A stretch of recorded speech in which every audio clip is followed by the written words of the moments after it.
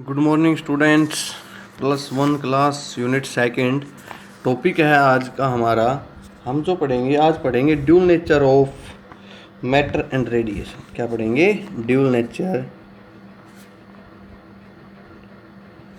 Nature of matter and radiation. ठीक है, तो हमने पहले भी पढ़ा है कि आइंस्टाइन ने 1905 के अंदर इसने क्या बताया था। इसने हमें बताया था कि जो लाइट है वो ड्यूल नेचर पोजेस करती है, कि जो लाइट है हमारे पास वो कैसा नेचर पोजेस करती है? ड्यूल नेचर पोजेस करती है। ठीक है, अब उसके बाद लुइस डी ब्रोगली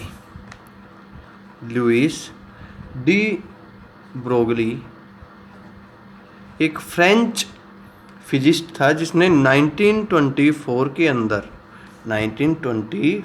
अंदर बताया था फोटॉन्स के बारे में। ठीक है, कि इसने एक आइडिया दिया था कि जैसे कि फोटॉन्स हैं, इसी तरह सभी के सभी जो भी मटेरियल पार्टिकल्स हैं, जैसे आपका इलेक्ट्रॉन हो गया, प्रोटॉन हो गया, एटम हो गया, या कोई मॉलिक्यूल है। ठीक है, इसमें आप ले सकते हो, या पीस ऑफ स्टोन है। ठीक है, आप बाल है, ये कोई आपके पास चाक है, ये जितने भी, मतलब कि इन शॉर्ट मैं कह सकता हूँ micro as well as macroscopic. ठीक है, microscopic as well as macroscopic जितने भी ऑब्जेक्ट्स हैं हमारे पास, ठीक है, सारे के सारे क्या पोजेस करते हैं? Dual character. क्या पोजेस करते हैं? ये सभी के सभी ड्यूल कैरेक्टर। तो उसके बाद इसने क्या कहा था कि A wave is associated with a particle is called matter wave और डी ब्रोगली वेव। इसने क्या कहा था कि wave associated any particle is called matter wave या फिर डी ब्रोगली वेव। क्या कहा कि कोई भी वेव जो मटेरियल पार्टिकल को एसोसिएट करेंगे वो हम क्या कहेंगे, कैसी होगी? हमारे पास मैटर वेव होगी या फिर डी ब्रोगली वेव होगी। ठीक है, तो जो डी ब्रोगली रिलेशन हम उसके बारे में पढ़ते हैं। डी ब्रोगली रिलेशन हम पढ़ेंगे, डी ब्रोगली रिलेशन के बारे में, जिससे हमें क्या पता चलेगा? मैटर के ड्यूल कैरेक्टर के बारे में। ठीक है, इसने कहा कि जो वेवलेंथ है किसी भी वेव की जो वेवलेंथ है, ठीक है, जो किसी भी मटेरियल पार्टिकल से एसोसिएट है, वो हम देखते हैं इन केस ऑफ फोटोन। क्या देखते हैं? In case of photon.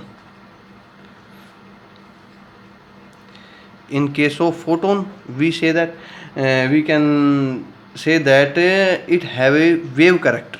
In a case of photon तो हम कह सकते हैं टू हैव ए, या इट इज अज्यूम्ड भी कह सकते हो, to have a wave character, कि वो कैसा पोजेस कर रही है? एक वेव कैरेक्टर पोजेस कर रही है। तो इसकी जो एनर्जी होगी वो हम कैसे फाइंड आउट करेंगे? तो ई हमारे पास एनर्जी क्या होगी? E is equals to h v. V आपको पता है, वी हमारे पास जो है वो क्या है? हमारे पास फ्रीक्वेंसी है। वी क्या है? फ्रीक्वेंसी। एच क्या है? पीसी, प्लैंक्स कांस्टेंट है। ठीक है, तो ये आपकी इक्वेशन यहाँ से क्या हो गई? फर्स्ट हो गई। ठीक है, अब उसके बाद मानते हैं सेकंड केस में, इन केस, ठीक है, photon is supposed to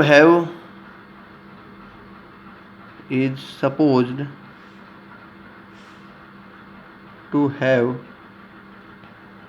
particle character. क्या है? Particle character.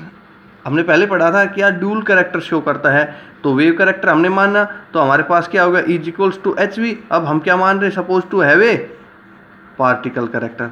पार्टिकल कैरेक्टर हम मानते हैं, तो हमारे पास क्या हो जाएगा, E is equals to m c square, equation second, E is equals to m c square. M क्या है, मास ऑफ फोटोन, सी क्या है, वेलोसिटी ऑफ लाइट। तो मैं बता देता हूँ, मास क्या है, एम क्या है, मास ऑफ फोटोन, और सी जो है आपके पास वो क्या है, वेलोसिटी, क्या है आपके पास, वेलोसिटी ऑफ लाइट। ये तो आपका एम है, ये आपका क्या है, सी है। ठीक है, समझ गए। अब इक्वेशन फर्स्ट एंड सेकंड, तो हम कह सकते हैं from equation first and second we have, हम क्या लिख सकते हैं, इसको हम लिख सकते हैं h v is equals to m c square. ठीक है ना, तो v हमारे पास किसके बराबर हो जाएगा, v इज इक्वल्स टू, हम कह सकते हैं हमारे पास होता है सी वाई, हमने पहले पढ़ा है लैम्डा, ये सॉरी v की वैल्यू क्या, v जो है हमारे पास क्या होता है, सी वाई लैम्डा, तो हम पुट कर देंगे, तो हमारे पास क्या, h into c by lambda is equals to m c square. ठीक है, तो h इज इक्वल्स टू हमारे पास क्या हो जाएगा, h की वैल्यू देखेंगे तो एम सी स्क्वेयर। ठीक है, एम सी स्क्वेयर, एच की वैल्यू निकालेंगे। ठीक है, तो अपन में क्या आ गया, सी इंटू क्या आ गया, लैम्डा। आएगा कि नहीं आएगा, समझ गए। तो एक सी से एक सी काट देंगे हम, एक सी से एक सी कट जाएगा हमारे पास, तो क्या हो जाएगा, h is equals to m c. ठीक है, इनटू लैम्डा, और लैम्डा की वैल्यू निकालेंगे तो क्या आ जाएगा हमारे पास, एच अपॉन एम सी हो जाएगा। ठीक है, अब मैं यहाँ कर देता हूँ, ये तो आपको समझा रहा हूँ, इसे ध्यान से देख लें। हमारे पास क्या आया था यहाँ से, lambda is equals to h by m c.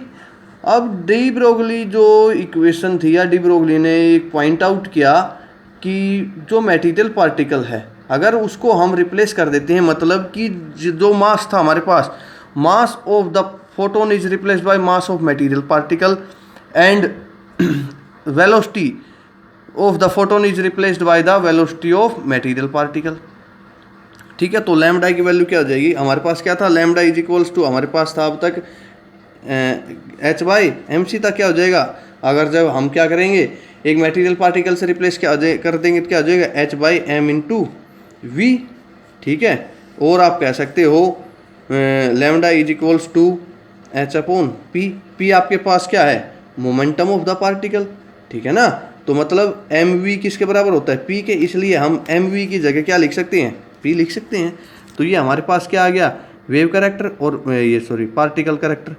ठीक है, दोनों की इक्वेशन आ गई, तो हम क्या कह सकते हैं, लैम्डा इज इनवर्सली प्रोपोर्शनल। ये हमारे पास क्या है, लैम्डा है।